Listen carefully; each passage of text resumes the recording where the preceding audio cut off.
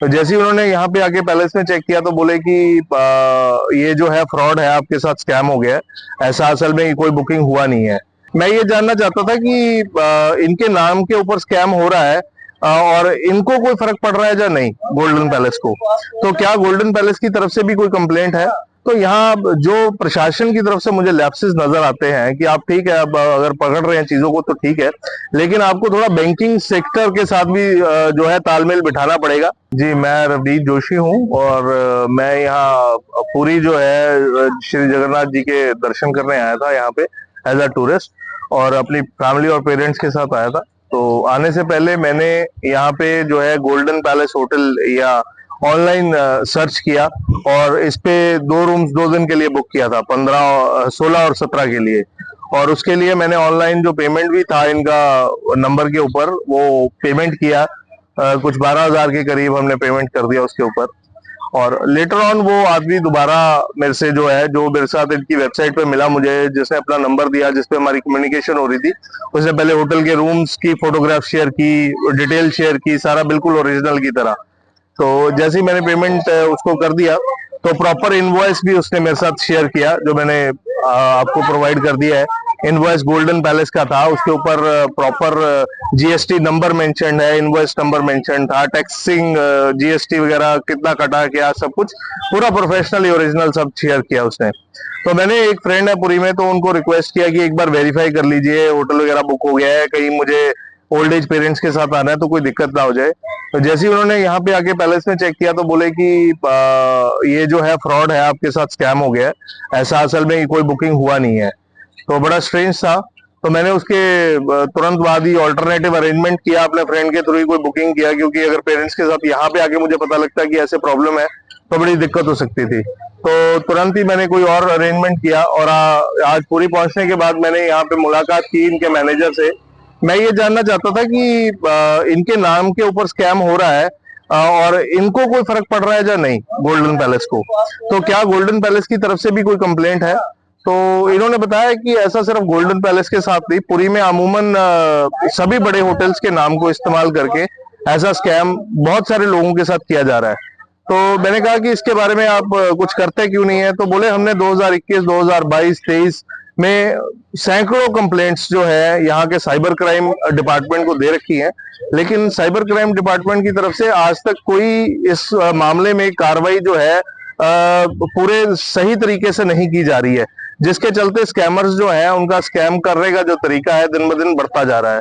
बड़ा निराशाजनक बात है ये, क्योंकि पुरी जो है एक बहुत बड़ा पर्यटन स्थल है, यहाँ बीचेस हैं बड़े, और सबसे बड़ी बात है कि ये रिलीजियस टूरिज्म के लिए भी जाना जाता है। यहाँ पे श्री जगन्नाथ जी का इतना प्रचलित मंदिर है जो भव्य है और पूरी दुनिया भर में इसका नाम है। लेकिन प्रशासन इस मामले में क्यों ध्यान नहीं दे रहा है, क्यों ढील इस्तेमाल कर रहा है, क्यों ऐसे स्कैमर्स को रोका नहीं जा रहा है, जिसका असर जो है पूरा सीधा पर्यटन पे पड़ रहा है। तो इसके बारे में कुछ और जानकारी भी मैंने प्राप्त करने की कोशिश की कि क्या होता है। तो कुछ व्यक्ति मुझे मिले जो कहीं ना कहीं इस गलत धंधे के साथ जुड़े हुए थे। उन्होंने बताया कि गलत तरीके से इनिशियली मेरे अकाउंट में एक बार पैसे आ गए, किसी ने स्कैम किया होगा और उनका इस्तेमाल अकाउंट किया। तो बोले 2 महीने तक तो कुछ नहीं हुआ, पैसे आते जाते रहे, मैंने पैसे निकाल लिए। और लेकिन उसके बाद कहीं बेंगलोर के थे साइबर क्राइम की टीम, जिसने उनके अकाउंट को फ्रीज कर दिया। फ्रीज करने के बाद जो पैसा उस अकाउंट में आ रहा था वो पुलिस निकाल रही थी वहां से पैसा। तो मैंने कहा फिर आपने क्या किया? बोले फिर मुझे बैंक वालों ने एडवाइस किया कि मैं अपना वो वाला अकाउंट तो मेरा फ्रीज हो गया, अपने एक नया अकाउंट जो है मैं बना लूं, करंट अकाउंट बना लूं, जिससे मेरा धंधा दोबारा से उसी प्रकार चालू हो गया। तो यहाँ जो प्रशासन की तरफ से मुझे लैप्सेस नजर आते हैं कि आप ठीक है, अब अगर पकड़ रहे हैं चीजों को तो ठीक है, लेकिन आपको थोड़ा बैंकिंग सेक्टर के साथ भी जो है तालमेल बिठाना पड़ेगा। जिस आदमी का एक बार अकाउंट फ्रीज हो गया है, जब ब्लॉक हो गया है, उसके बाद वो बैंक या कोई और बैंक उस व्यक्ति का नया अकाउंट कृपया करके ना बनाए, वो ना बना पाए, ताकि और लोगों के साथ कुछ हद तक जो चीज हम कॉमन सेंस से जो जिसके लिए ज्यादा साइबर क्राइम एक्सपर्ट होने की जरूरत नहीं है। अगर बैंकिंग वालों को ये पैन नंबर से लिंक होता है हर आदमी का अकाउंट, अगर एक पैन नंबर के साथ आपका अकाउंट फ्रीज हो गया है तो दूसरा बैंक उसका उसी पैन नंबर को इस्तेमाल करते हुए अकाउंट क्यों बना रहा है, और क्यों उनको वो छूट दी जा रही है कि वो और आगे लोगों के साथ अलग ही अलग स्कैम करते रहे। तो इसके ऊपर प्लीज प्रशासन को मेरी विनती है हाथ जोड़ के कि बड़े लोग आते हैं, बड़ी श्रद्धा के साथ आते हैं, उनका दिल दुखता है जब ऐसे कोई घटना उनके साथ हो जाती है, तो इसको रोकने के लिए कुछ ना कुछ जरूर किया जाए। ଆପଣ ହୋଟେଲ ନା जो ଫଳ ରହୁଛି ଆପଣଙ୍କ ରିପୁଟେସନ ଖରାପ ହଉଛି, ଆପଣ ଟୁରିଷ୍ଟ ଫେରୁଛନ୍ତି, ଏ ବିଷୟରେ କ'ଣ କହିବେ? सर देखो होटल ये कोई आज का बात नहीं है, ये पूरा 5-6 साल से चल रहा है। हम लोग भी ऑलरेडी कंप्लेंट रेज कर चुके हैं इसके अगेंस्ट में। यहाँ का लोकल साइबर क्राइम भी आके चेक किए हैं, उन्होंने एक नंबर दिया हम लोग को, जो भी स्कैम हो रहा है उनको हम लोग भेज देंगे।